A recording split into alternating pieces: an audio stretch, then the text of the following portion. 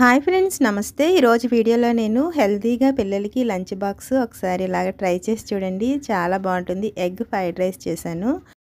ఇలా చేసి చూడండి. మొత్తం బాక్స్ ఖాళీ అయ్యి రావాల్సిందే. అలాగే ఇలా చేసుకోవాలంటే నేను ఇక్కడ 2 స్పూన్ల వరకు ఆయిల్ వేసుకున్నాను. వేసుకున్న తర్వాత నేను ఇక్కడ ఒక 4 ఎగ్స్ తీసుకుంటున్నాను ఫ్రెండ్స్. నేను ఇక్కడ ఇద్దరికి చేస్తున్నాను.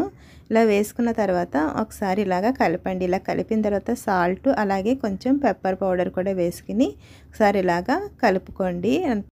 నేను ఇక్కడ పావు టీ స్పూన్ అంత పసుపు వేసుకున్నాను. మీకు ఇష్టమైతే వేసుకోండి, లేకపోతే స్కిప్ చేయొచ్చు. ఇలా ఫ్రై చేసుకున్న తర్వాత దీన్ని పక్కన పెట్టుకుని మరొక కడాయి తీసుకుని దీంట్లో ఒక 2 స్పూన్ల వరకు బటర్ వేసుకోండి. అలాగే దీంట్లో నేను ఇక్కడ అల్లం వెల్లుల్లిని చిన్నగా కట్ చేసుకుని వేసుకోవాలి.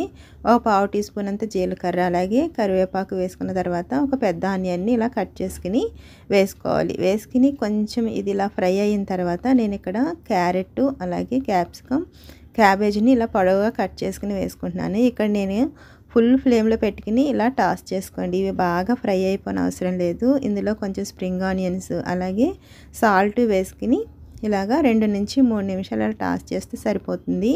ఇలా అయిన తర్వాత ఇప్పుడు దీంట్లో నేను 1 గ్లాస్ వరకు బాస్మతి రైస్ ఉడికించుకున్నాను ఫ్రెండ్స్. ఆ రైస్ని అలాగే మనం ఫ్రై చేసి పెట్టుకున్న ఎగ్ని కొంచెం మిరియాల పౌడరు అలాగే soya sauce 1 table spoon, vinegar 1 table spoon వేసుకుని ఒకసారి ఇలాగా మనం ఫుల్ ఫ్లేమ్లో పెట్టుకుని దీన్ని ఇలాగా కలుపుకోవాలి.